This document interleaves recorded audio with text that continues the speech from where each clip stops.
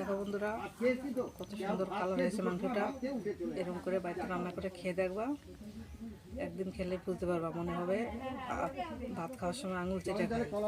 এত স্বাদ হয় এভাবে রান্না করলে।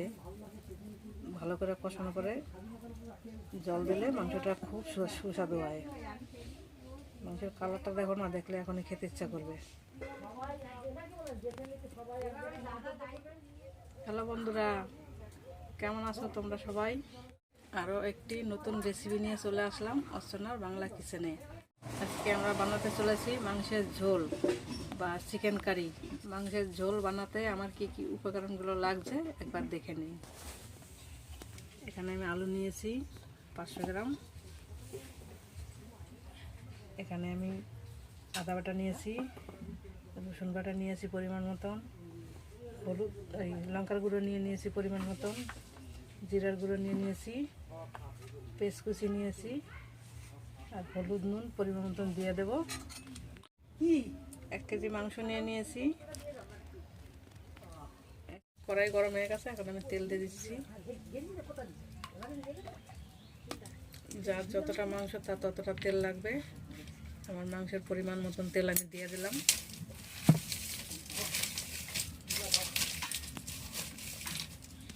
গরম হয়ে গেছে, এখন আমি আলুটা ভেজে নেব।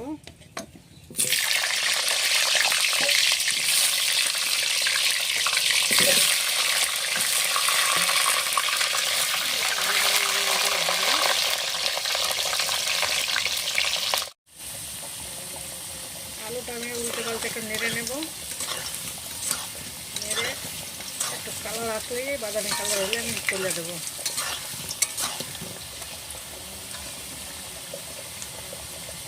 আলু কালারটা আমার বাদামি হয়ে গেছে, আমি এখন তুলে দিচ্ছি।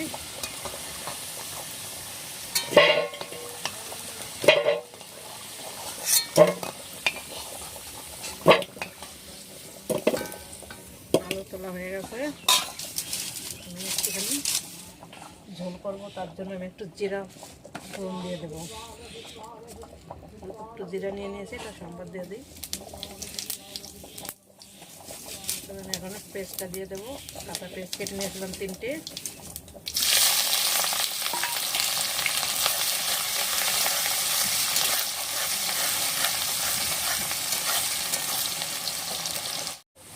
পেস্টটা আমি একটু নাড়াচাড়া করে বাদামি কালার করে নেব। বাদামি কালার হয়ে আসলেই আমি আদা রসুন বাটা দিয়ে দেবো। আর যে গুঁড়ো মশলাগুলো রেখেছি ওই মশলাগুলো দিয়ে দেবো। কীভাবে রান্না হচ্ছে তোমরা দেখো, এভাবে রান্না করবা, খেতে খুব স্বাদ হবে। আমার একটু বাদামি কালার হয়ে এসছে।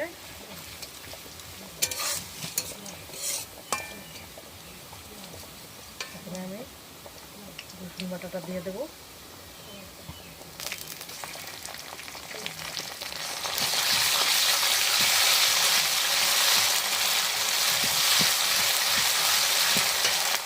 আদা বাটাটা দিয়ে দেবো।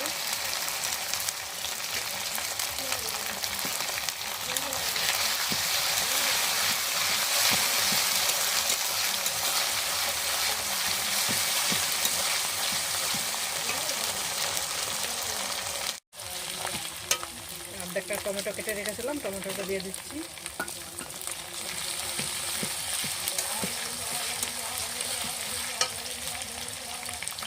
এখন আমি লঙ্কার গুঁড়োটা দিয়ে দেবো।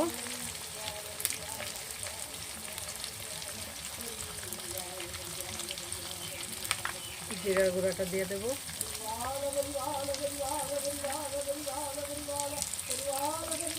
সামান্য একটু জল দিয়ে দেবো যেন মশলাটা পেতে না যায়।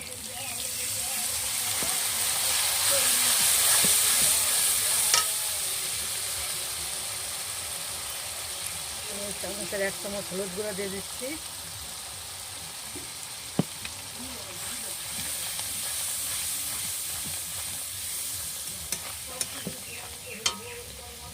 এবার মশলাটা আমি নাড়াচাড়া করে একটু কষিয়ে নেব। কষানো হয়ে গেলে মাংসটা দিয়ে দেবো। তখন আমি নুন দেবো। মশলাটা কষানো হয়ে গেছে, দেখো কি সুন্দর তেল ছেড়ে দিয়েছে।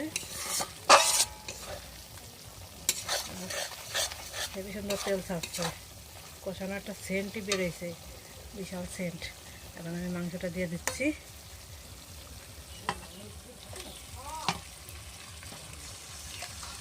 মাংসের স্বাদ হবে মশলা কষানোর উপরে। মশলা কষানো ভালো হলে মাংসের খুব স্বাদ হয়।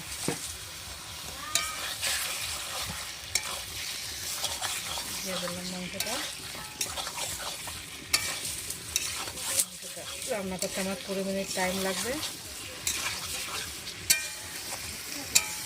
আমি একটুখানি ঢেকে দেবো, ঢেকে দিলে জল উঠবে।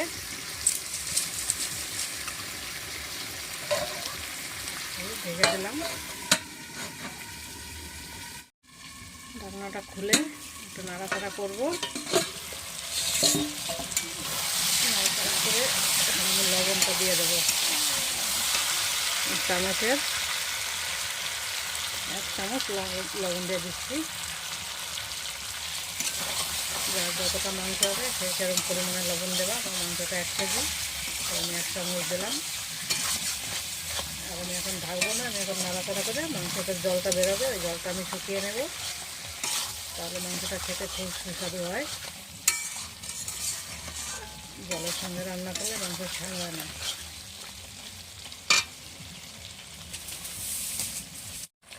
মাংস সুন্দর তেল ছেড়ে দিয়েছে। মানে আলুটা দিয়ে একটু নাড়াচাড়া করে জল দিয়ে দেবো। দিয়ে দেবো আলুটা।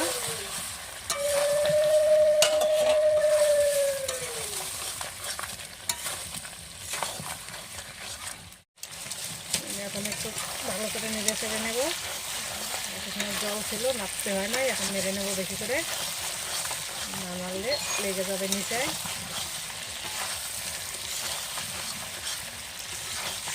মাংসটা ভালো কষানো হলে মাংসটা খেতে খুব স্বাদ হয়।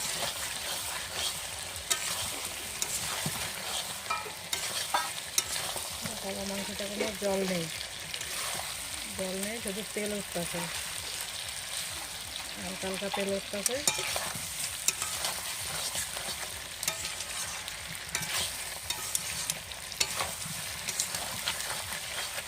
নাড়াচাড়া করে নিলাম। আমি এখন একটু জল দিয়ে দেবো। একটু গরম জল করে রেখেছিলাম, গরম জলটা দিয়ে দিচ্ছি। গরম জল দিলে ভালো হয়।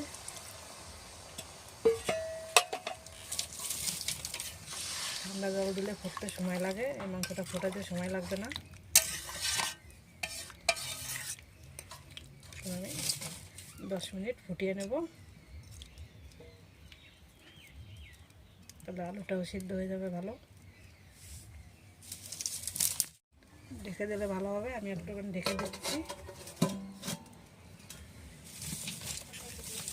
ঢেকে দিয়েছিলাম, ঢাকনাটা এখন খুলে নেব।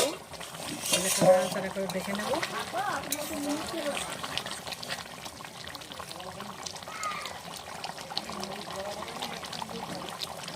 আর একটুখানি হবে, আমি ঢাকবো না।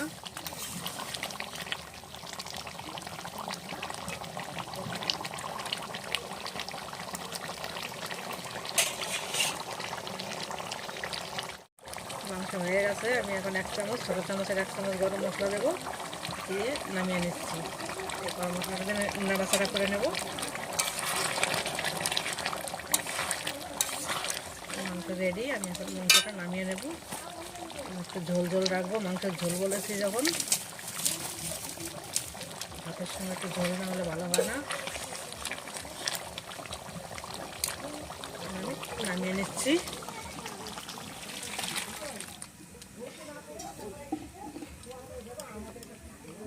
খুব একটা ঝোলও হয় নাই, খুব গাঢ়ও হয় নাই, একটা অন্যরকম মাংস হয়েছে। এরকম করে রান্না করে খেয়ে দেখবা। যারা পারো না রান্না করতে, যেরকমভাবে রান্না করলে ওইভাবে দেখে রান্না করবা, তাহলে রান্না শিখে যাবা। এভাবে রান্না করে খেয়ে আমাকে জানাবা কীরকম হয়েছে। দেখো বন্ধুরা, কত সুন্দর কালার হয়েছে মাংসটা। এরকম করে বাড়িতে রান্না করে খেয়ে দেখবা। একদিন খেলে বুঝতে পারবা, মনে হবে ভাত খাওয়ার সময় আঙুল চেটে খায়। এত স্বাদ হয় এভাবে রান্না করলে। ভালো করে কষানো করে জল দিলে মাংসটা খুব সুস্বাদু হয়। মাংসের কালারটা দেখো না, দেখলে এখনই খেতে ইচ্ছা করবে।